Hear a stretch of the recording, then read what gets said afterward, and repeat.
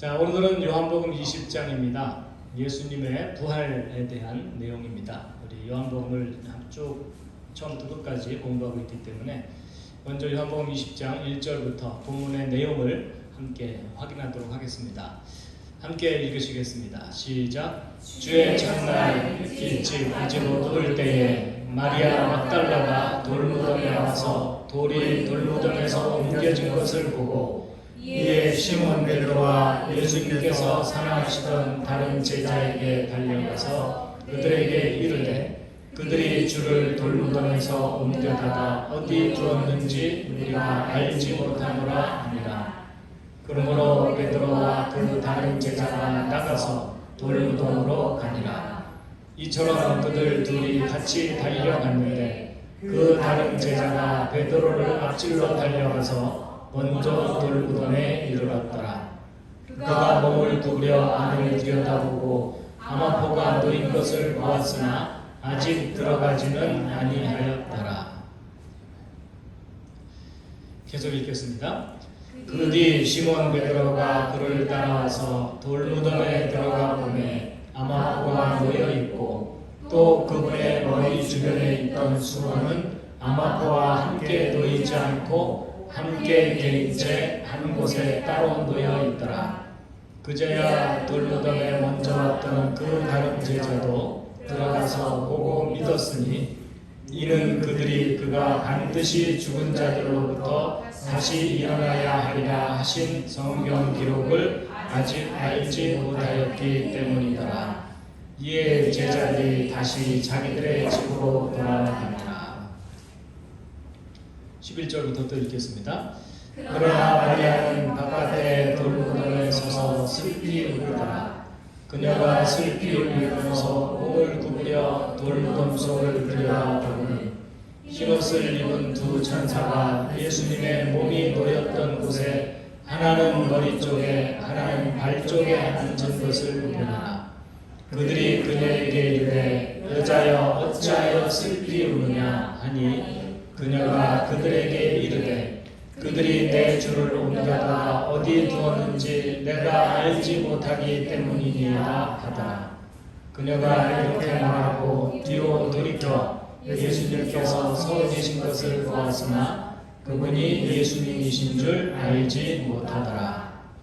예수님께서 그녀에게 이르시되 여자여 어찌하여 슬피 우느냐 누구를 찾느냐 하시니 그녀는 그분을 동산지기로 생각하고 그분께 이르되 선생님이여 당신이 그분을 여기서 옮기셨거든 그분을 어디 두었는지 내게 일러 주소서.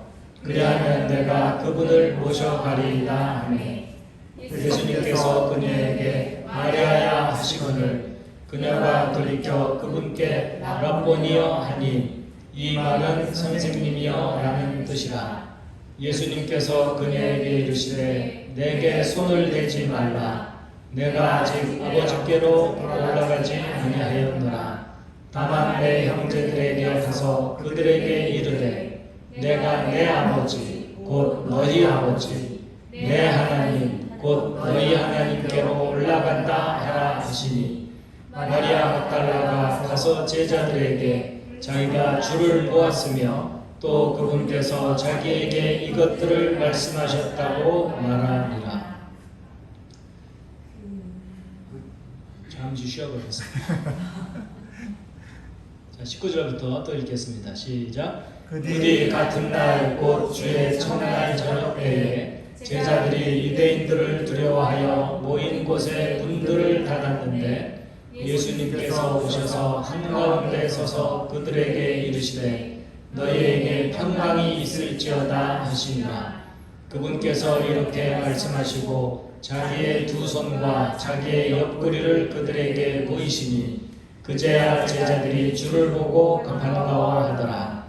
이에 예수님께서 다시 그들에게 이르시되 너희에게 평강이 있을지어다. 내 아버지께서 나를 보내신 것 같이 나도 너희를 보내노라 하시니라.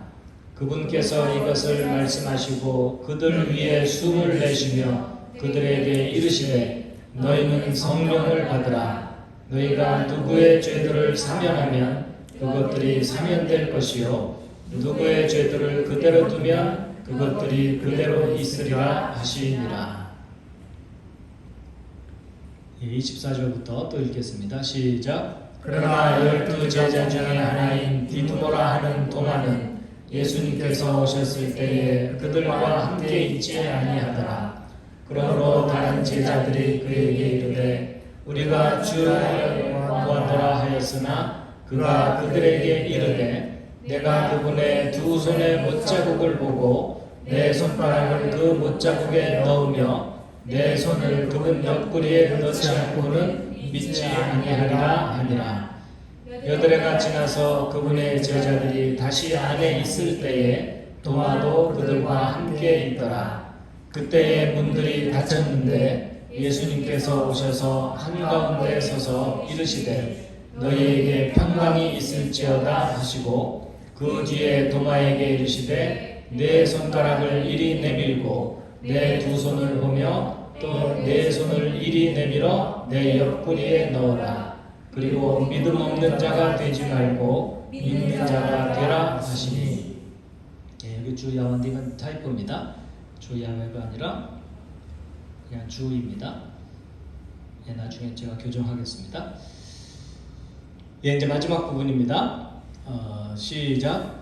도마가 그분께 응답하여 이르되 나의 주시여 나의 하나님이시니이다 하매 예수님께서 그에게 이르시되 도마야 너는 나를 보았으므로 믿었으나 보지 않고도 믿은 자들은 복이 있도다 하시니라. 진실로 예수님께서 자기 제자들 앞에서 이 책에 기록되지 않은 다른 표적들도 많이 행하셨으나 이것들을 기록함은 예수님께서 하나님의 아들 그리스도이심을 너희가 믿게 하려 하며 또 믿고 그분의 이름을 통해 생명을 얻게 하려 함이니라. 아멘. 아멘. 20장 전체를 읽었는데요. 내용이 좀 많긴 하지만 혹시 읽으면서 무슨 떠오르는 생각이나 의문점이 있으셨던 분 계십니까? 어떤 내용도 좋습니다. 다들 아무 생각 없이 읽으시군요. 2절에 시몬 베드로와 예수님께서 그럼 두 분이 함께 다른 제자들에게 다녀갔다는 뜻이에요. 이거 띄어 읽기를 잘해야 되는데요. 시몬 베드로와 예수님이 달려갔다는 뜻이 아니고요. 시몬 베드로와 예수님께서 사랑하시던 다른 제자. 그러니까 아버지가 방에 들어가신 거지 아버지 가방에 들어가신 게 아닙니다. 그래서 이제 이게 사도 요한이 성경에 자기 이름을 표현하지 않고 저렇게 간접적으로 자기를 표현했다고 하죠. 그래서 예수님께서 사랑하시던 다른 제자가 바로 저자인 기록자인 사도 요한일 거다라고 추정하고 있습니다. 그리고 사도 요한이 제자들 중에 가장 나이가 어렸다고 하죠. 그리고 마지막에 예수님께서 십자가에 달리셨을 때 사도 요한에게 어머니를 부탁하죠. 잘 돌보기를 원하면서 그런 내용이 있었습니다. 저도 잠시 착각했습니다. 예수님이 함께 달려가셨는지.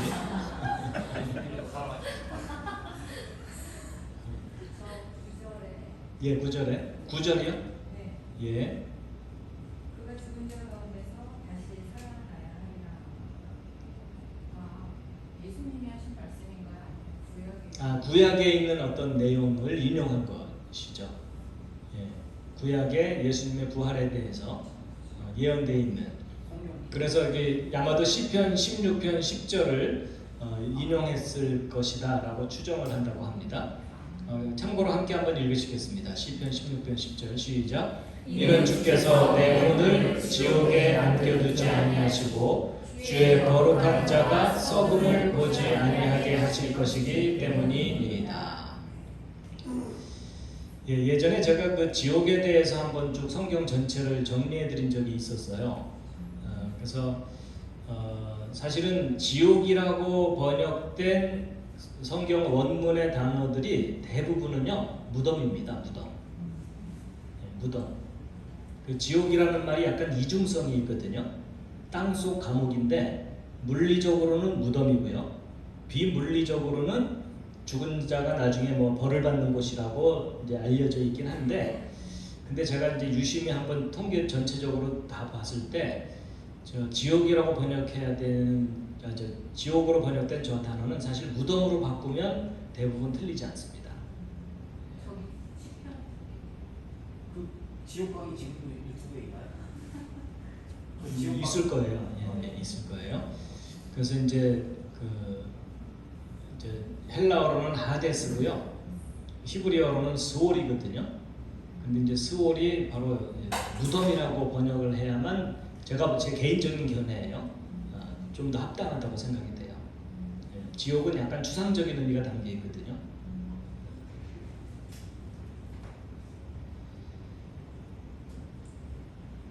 그래서 이제 이 썩는 곳은 무덤이잖아요. 그렇죠? 예, 그래서 이제 무덤이라고 번역해야지 앞뒤가 맞는다고 생각이 됩니다. 자, 특별한 질문이 혹시 없으신가요? 없으시면 우리 본문의 내용을 다시 한번 되새기기 위해서 한번 차근차근 퀴즈를 풀면서 한번 따라가 보도록 하겠습니다. 자, 막달라 마리아가 돌무덤에 간 때는 언제였죠? 주의 예, 성경에 보면 주의 첫날이라고 되어 있는데 일반 번역은 안식 후 첫날이라고 번역되어 있거든요. 근데 그게 정확한 원문 번역이 아닙니다. 안식 후라는 것은 의역을 한 거고요. 원문의 단어는 주입니다. 주. 영어로 제가 써놨죠. 예, 그 주의 첫날인데 하나님이 6일 동안 창조하실 때 첫째 날, 둘째 날, 셋째 날, 넷째 날 그런 다음에 일곱째 날이 안식일이죠. 그러니까 첫째 날이 바로 안식 후 다음 날이기 때문에 의역을 해가지고 안식 후 첫날로 번역을 한 겁니다. 근데 원문은 주의 첫날입니다. 그리고 시간대는 일찍 아직 어두울 때. 자, 가서 무덤을 갔는데 어떤 상황을 보게 되었죠? 비어 있었습니다. 아닌가요? 성경대로 대답해 주시면 감사하겠습니다.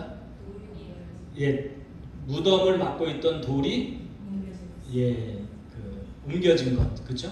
돌이 돌무덤에서 옮겨진 것. 그리고 이제 그 상황을 보고서 누구에게 갔냐면 베드로와 요한에게 이제 달려갔죠. 그리고 무엇라고 말을 했죠? 예수님이 부활하셨어요라고 말을 해야 되는데 예, 부활했다는 사실을 깨닫지를 못해갖고 시신이 사라졌다는 보고를 하게 됐죠. 근데 두 제자 중에 이제 먼저 달려간 사람은 누구였을까요? 요한이었어요. 조금이라도 젊잖아요.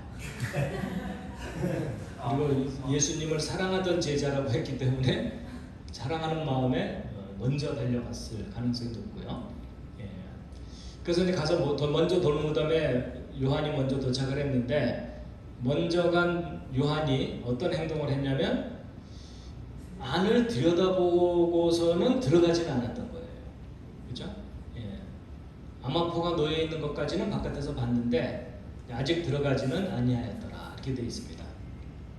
그리고 베드로가 이제 뒤늦게 가가지고서 어떤 상황을 목격했냐면 아마포가 놓여 있고 머리 주변에 있던 수건은 어떤 상태였을까요? 이게 이제 아마포와 함께 놓이지 않고 함께 개인 채 한 곳에 따로 놓여 있더라 이렇게 번역을 했는데 원문의 의미를 추적을 하면은 그게 아니라 머리를 감쌌던 그대로 놓여 있더라라는 뜻이 강하다고 해요. 저게요 예수님의 부활에 대한 어떤 단서일 수가 있거든요. 이게 무슨 말이냐면 이스라엘 사람들은 시신을 마치 붕대로 사람을 이렇게 상처를 감듯이 미이라 감싸듯이 돌돌돌돌 맙니다. 그리고 머리 부분도 그런 식으로 말아서 이제 부풀어 오르지 않게 단단하게 묶거든요. 근데 예수님이 만약에 제3의 사람이 예수님의 시신을 훔쳐갔다면 그 붕대를 쭉 찢고서 시체를 꺼내가든지 그래야 되거든요. 그리고 사실 훔쳐갈 때 그거 찢고 열어서 빼갈 경황이 어디 있어요? 일단 통째로 들고 버리죠. 그렇죠? 그러니까 이 붕대가 아마포가 놓여 있는 자체도 좀 이상해요.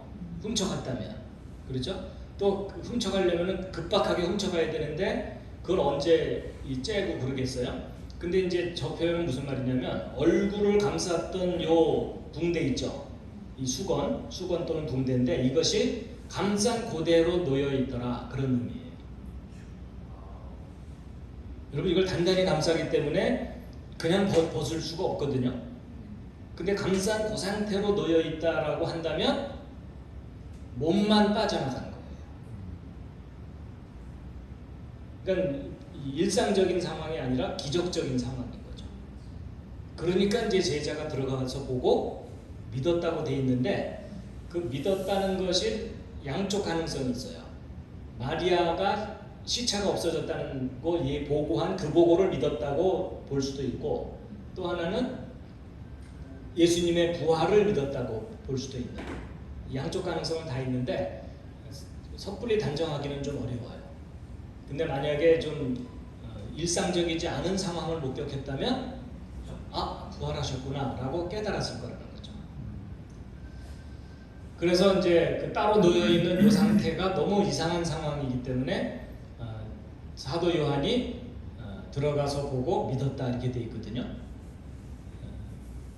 그런데 이제 이 상황은 이 그들인데 이 그들이 누군지가 좀 명확하지 않은데 어떠하다는 성경 기록을 알지 못했다는 거냐면 예수님이 메시아가 죽은 자들로부터 다시 부활한다는 성경 기록을 믿지 못하기 때문에 이해를 못한 거라 이런 의미인데 여기 그들이 누굴까요? 제자들한테.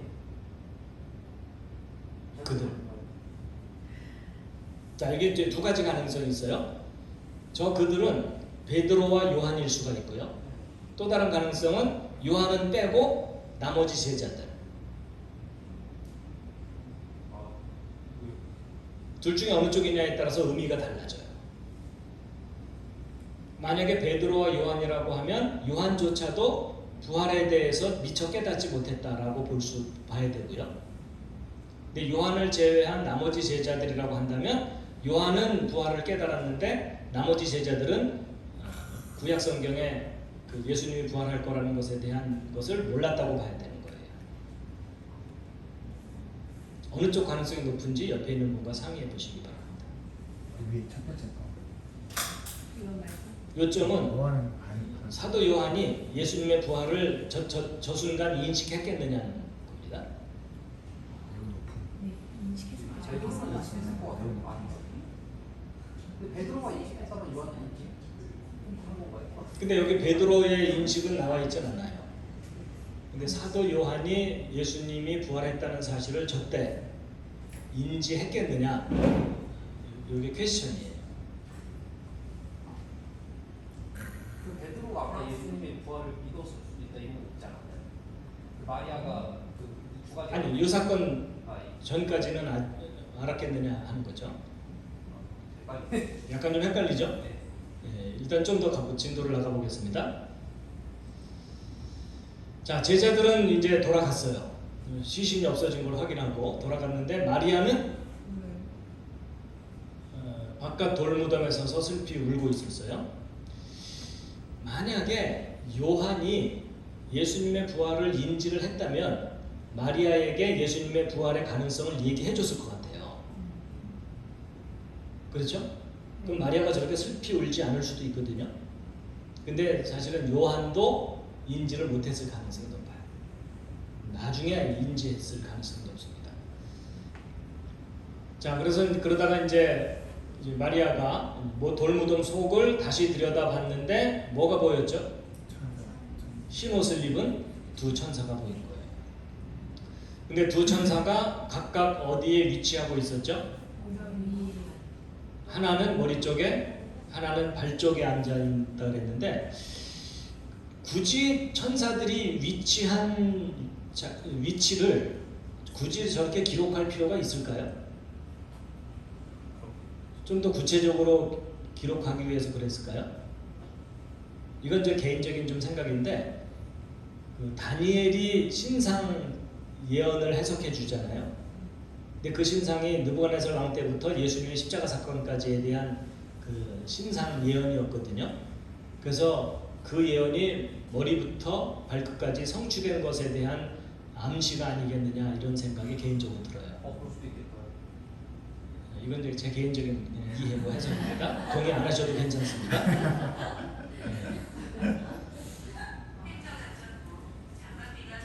예, 천사가 마리아에게 무엇라고 물었냐면 왜 슬피 우느냐 물었더니 마리아가 예수님의 시신이 어디론가 사라졌습니다. 근데 그렇게 이제 말을 하고 뒤를 딱 돌아봤는데 예수님이 서 계신 거예요. 근데 마리아가 인지를 했나요, 못했나요? 못했습니다. 예수님인 줄 알지 못하고 그때 이제 예수님이 그녀에게 뭐라고 말씀하셨죠? 마리아 아니야. 근데 나도 속을 뻔했어. 여자여 어찌하여 슬피 우느냐 누구를 찾느냐. 그랬더니 마리아가 무슨 생각을 했냐면 동산지기로 생각을 한 거예요. 그러면서 그분께 말씀하기를 시신이 어디 갔는지 혹시 당신이 알거든 나한테 알려주십시오. 내가 어떻게 모시고 가겠습니다. 이제 그렇게 얘기를 했는데 그랬더니 예수님께서 그녀에게 뭐라고 또 말씀하셨을까요? 마리아야 했는데 그때서야 예, 그녀가 그분에게 라보니 또는 라보니인데 그 라보니라는 말은요 아랍식 방언이래요. 근데 왜 마리아가 아랍 말을 썼을까요? 하여튼 무슨 이유가 있을 것 같은데 예, 근데 그 말의 뜻은 이제 랍비라는 말하고 같은 의미의 말인데 선생님이라는 뜻입니다. 근데 예수님께서 그녀에게 이르시되 내게 손을 대지 말라. 그럼 마리아가 예수님을 인지한 순간은 어느 때죠? 마리아야 하고 부를 때의 소리죠. 근데 사실은 그 이전에도 예수님이 마리아에게 말을 했잖아요. 근데 왜 그때는 인지를 못했을까요? 예수님의 목소리를 알아듣지 못했죠. 왜? 슬픔이 너무 커서. 하여튼 그건 나중에 마리아한테 물어봐야 됩니다. 그러면서 예수님이 내게 손을 대지 말라 하시면서 그 이유를 뭐라고 말씀하셨죠? 네, 함께 읽겠습니다. 시작. 내 아버지께로 올라가지 아니하리라. 그래서 이제 사실 이 부분이 단서가 돼가지고 예수님이 부활하신 후에 승천하시기 전에 성부 하나님께 올라갔다 내려온 적이 있을 거라고 추정하는 거예요. 왜냐하면 나중에 내게 손을 대지 말라는 이유가 아버지께 올라가지 않았기 때문에 대지 말라는 거니까 내가 아버지께 갔다 오면 내게 손을 댈 수 있다 이런 뜻이잖아요. 그래서 이 부분이 예수님이 40일 후에 승천하신 게 아니라 그 이전에 제자들이 인지하지 못할 때 올라갔다 내려오시지 않았겠냐라고 추정하는데 그게 이제 다니엘서 해석하고 관련이 있습니다. 자, 그리고 형제들에게 가서 뭐라고 말하라고요? 기억나십니까? 예, 함께 읽겠습니다. 시작. 내가 내 아버지 곧 너희 아버지 내 하나님 곧 너희 하나님께로 올라간다 하라. 그래서 이제 막달라 마리아가 제자들에게 자기가 부활하신 예수님을 보았고 그분께서 자기에게 이런 내용들을 말씀하셨다고 고합니다. 자, 그런데 이제 그 말을 듣고 나서 제자들이 이제 다시 모였어요. 그 모인 장소에 예수님이 나타나셨는데 그때의 시간이 언제죠? 같은 날 저녁입니다. 그러니까 아침에 가서 빈 무덤을 확인했는데 그날 저녁이죠.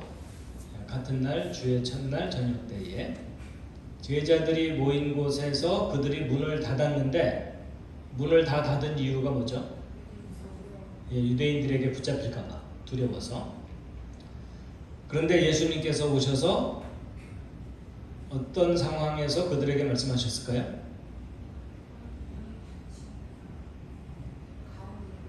예, 한가운데 서서. 이게 좀 약간 이상한 부분이에요. 분명히 문을 다 닫았는데 예수님이 문을 열고 들어왔다고 표현되어 있지 않고, 예수님이 한가운데 나타나서 한가운데서 그들에게 얘기했다고 말씀하시는데, 저게 숨겨진 상황이, 글로는 표현되어 있지 않지만 숨겨진 상황이 문 닫힌 상태에서 예수님이 그냥 들어오셨을 가능성이 높다는 거예요. 투명인간처럼. 근데 그거는 성경에는 기록되어 있지 않기 때문에 추정할 뿐인데, 근데 그게 어떻게 가능하냐? 과학적으로 가능할 수 있다는 것을 이제 원리적으로 설명해 드릴 수는 있는데, 그건 나중에 기회가 되면 하기로 하고요. 시간 좀 걸리는 설명이라. 어쨌든 예수님이 투명인간처럼 벽을 뚫고서 들어왔을 가능성이 있다라는 정도까지만 말씀을 드립니다. 그리고 예수님께서 뭐라고 말씀하셨을까요? 한가운데 서서 놀랍게도 평안을 이야기하십니다. 샬롬의 인사를 하십니다. 그렇게 평안을 말씀하시고 나서 함께 읽겠습니다. 시작. 자기의 두 손과 자기의 옆구리를 그들에게 보이시니. 한 가지 질문이, 제자들이 요청을 한 걸까요? 예수님이 스스로 보여주신 걸까요? 스스로. 성경에 써 있지는 않아요.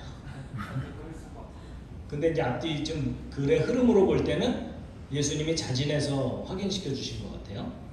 부활을 확인시켜 주기 위해서. 그제야 제자들이 어떤 반응을 보였을까요? 주를 보고 반가워하더라. 예수님께서 다시 그들에게 뭐라고 말씀하셨을까요? 또 평강이 있을지어다. 한 번 더 얘기를. 찍었어요.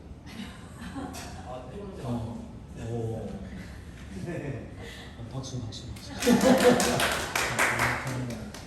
근데 놀랍게도 평강을 2번이나 얘기했어요. 그렇죠? 여러분, 반복하는 이유는 중요하니까. 예수님께서 또 뭐라고 말씀하셨냐면, 여기 중요한 부분입니다. 함께 읽겠습니다. 시작. 내 아버지께서 나를 보내신 것 같이 나도 너희를 보내하라. 사명을 주시는 거죠. 그분께서 이것을 말씀하시고 나서 그 다음 말씀 함께 읽겠습니다. 시작. 그들 위에 숨을 내쉬며 그들에게 이르시되 너희는 성령을 받으라.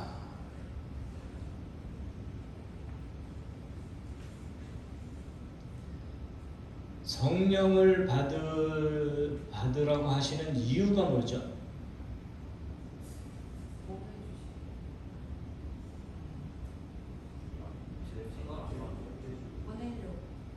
보내려고. 어떤 의미에서는 보내려고 해요. 그렇죠? 그래서 우리 아까 기도 끝에 예수님의 명령, 지상 명령이 성령을 받으면 증인이 될 것이다.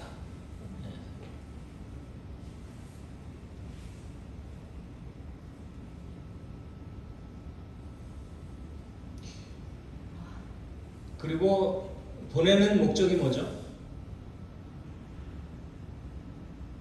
죄사함과 관련이 있습니다. 그렇죠? 죄사함의 소식을 전하게 하는 거죠. 근데 성령을 받으라고 하시면서 굳이 숨을 내쉬면서 말씀하신 이유는 뭘까요? 숨에 성령이 있어서.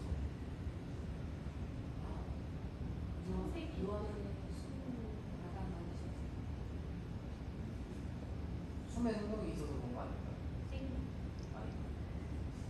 아니, 저도 뭐 정답 모릅니다. 의문이 들어서 그래요. 그냥 성령을 받으라 이렇게 말씀하셔도 되는데 굳이 숨을 내셨다는 얘기가 단순한 숨을 쉬셨다는 뜻이 아닐 거거든요. 그렇죠? 숨을 훅 내쉬면서 성령을 받으라라고 하셨는데 무슨 상관관계가 있으니까 숨을 내쉬면서 말씀하셨을 텐데요. 창세기에 아담에게 호흡 주셨잖아요. 아담을 흙으로 만드신 다음에 코에 생명의 숨을 불어넣었다라는 그 장면과 매치가 되는 장면일 수 있겠다는 거죠. 여러분 그 영에 해당되는 히브리어 단어가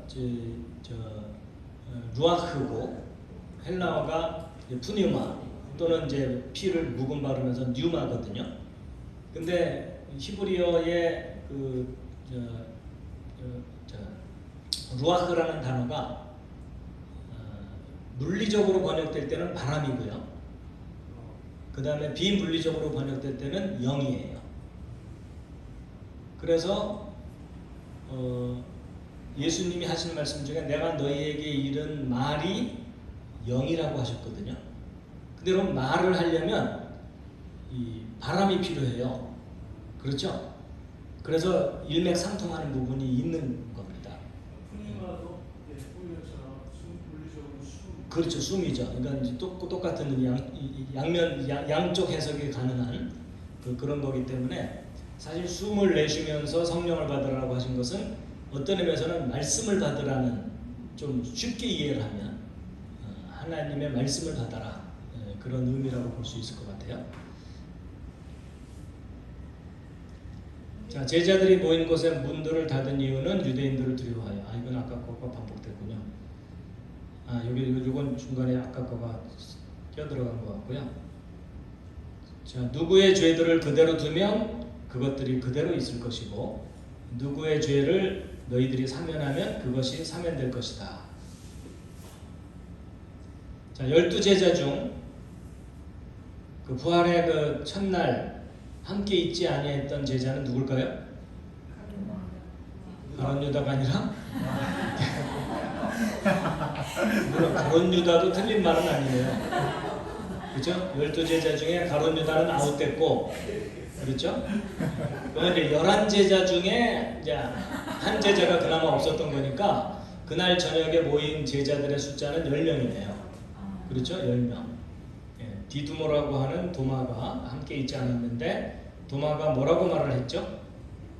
내가 함께 읽겠습니다. 시작. 내가 그분의 두 손의 못자국을 보고 내 손가락을 그 못자국에 넣으며 내 손을 그분 옆구리에 넣지 않고는 믿지 아니하리라. 여러분, 도마는 문과였을까요? 이과였을까요? 이과. 옆구리에 넣었다고 했어. 네.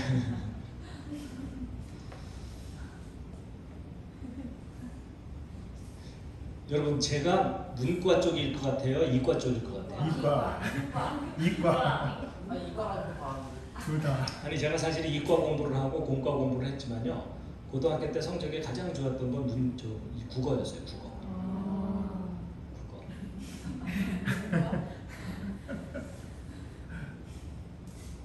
먹고 살려니까 이과는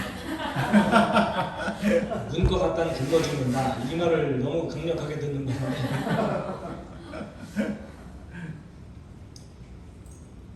자, 도마가 함께 있었던 때는 첫째 날로부터 며칠 지난 후였을까요?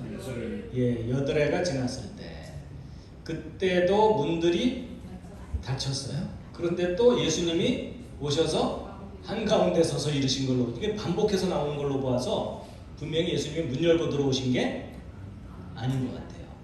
문 열고 들어오셨을 때부터 제자들이 반겼겠죠. 문 앞에 서서 예수님인지 확인했겠죠. 왜냐하면 모르는 사람이 들어오면 자기들에게 굉장히 위험하잖아요.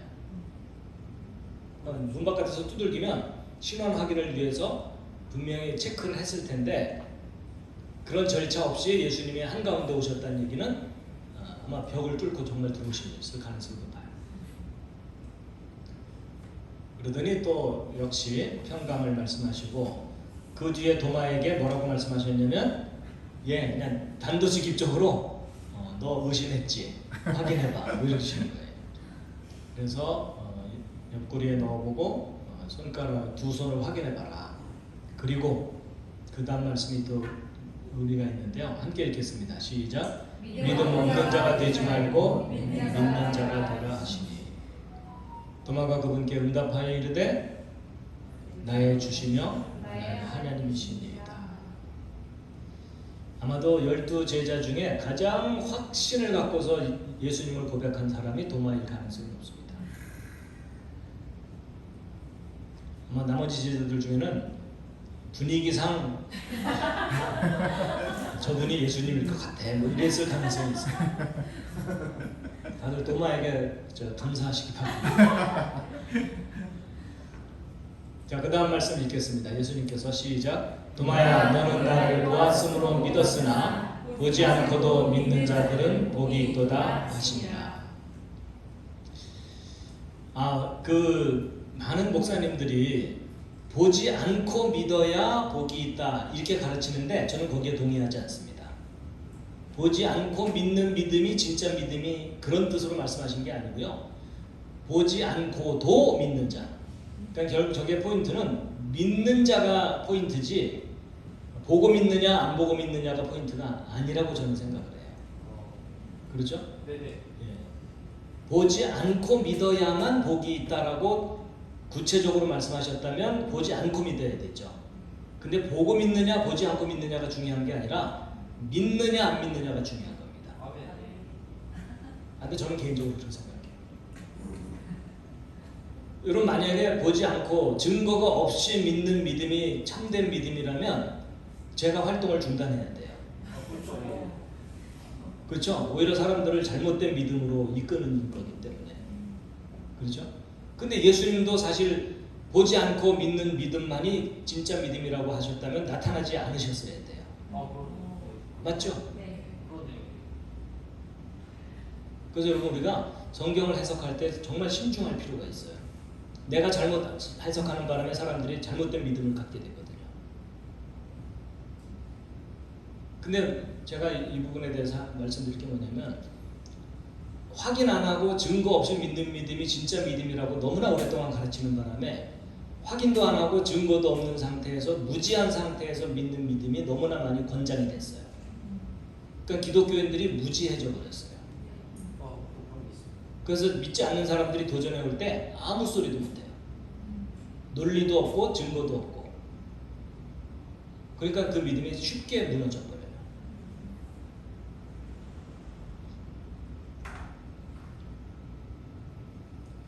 자, 마지막 부분입니다. 예수님께서 자기 제자들 앞에서 이 책에 기록되지 않은 다른 표적들도 많이 행하셨어요. 그런데 굳이 이 기록을 하는 목적은 뭘까요? 함께 읽겠습니다. 시작. 예수님께서 하나님의 아들 그리스도이심을 너희가 믿게 하려 함이요 또 믿고 그분의 이름을 통해 믿음의 결론이 뭐죠? 생명을 얻게 하려 합니다. 그러니까 믿음의 결과는 생명입니다. 생명이 없는 믿음은 진짜 믿음일 수가 없죠.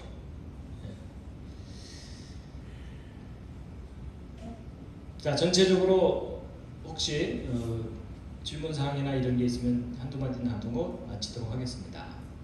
라보니는 아랍어의 관용적 표현으로 그 중심에 해당한다. 라보니가요? 제가 아까 아랍어라고 잘못 얘기했나요? 아람어입니다. 아람어인데 제가 잘못 발음했어요. 아람어. 저 23절 한번 의미가 뭔지 저 구절을 잘못 이해하면 그 천주교 사제들이 고해성사를 받잖아요. 근데 사제들이 고해성사를 받고서 고백하는 그 죄에 대해서 소위 사죄권이 있다고 주장하잖아요. 그래서 천주교 사제들이 당신의 죄 고백한 그 죄가 용서받았습니다라고 사제가 선포하면 죄가 용서된다고 천주교인들은 믿고 있거든요. 그 말을 말하는 걸까요? 아니면 다른 의미일까요? 그건 아닌 것 같아요. 여러분들에게 다른 사람의 죄를 사면해 줄 수 있는 권리가 있나요? 없나요? 없습니다. 없죠? 네. 그렇죠? 그러다 우리끼리 서로 사죄해 주면 되거든요. 그렇구나. 그럼 저 구절은 무슨 뜻일까요? 너희가 누구의 죄들을 사면하면 그것들이 사면될 것이요 누구의 죄들을 그대로 두면 그것들이 그대로 있으리라. 누군가 나한테 잘못했을 때 용서하라는 거 아닐까요? 자, 이 뜻인지 아니면 예수님께서 사람들의 죄를 용서해 주었다는 것을 가서 선포하라는 건지, 그래서 그걸 받아들이면 그 사람이 그 죄로부터 해방된다는 의미인지, 어느 쪽 의미인 것 아, 같아요? 후자 같아요. 후자. 제자들한테 사명할 권한이 있다. 우리한테는 없지만 제자들한테 있었던 거. 그러니까 예수님의 죄 사함을 가서 알려주라는 의미인지, 아니면 네가 그 사람의 죄를 사면해 주라는 의미인지, 어느 쪽일 것 같아요? 아무래도 예수님이 죄를 해결해 주셨다는 것을 가서 알려주라는 의미겠죠. 그렇게 받아들여야만 앞뒤에 모순이 없겠죠. 네. 그러니까 너희들이 예수님을 전파하지 않으면 그들의 죄가, 그들이 예수님을 받아들일 기회가 없잖아요. 그렇죠? 그럼 그들의 죄는 그대로 있을 거다. 그래서 그 사람은 그 죄로 죽을 거다. 근데 너희들이 가서 예수 그리스도를 전하면 그들이 받아들이고 그 죄 사함을 누리게 될 거다. 그런 의미로 받아들여야 되겠죠.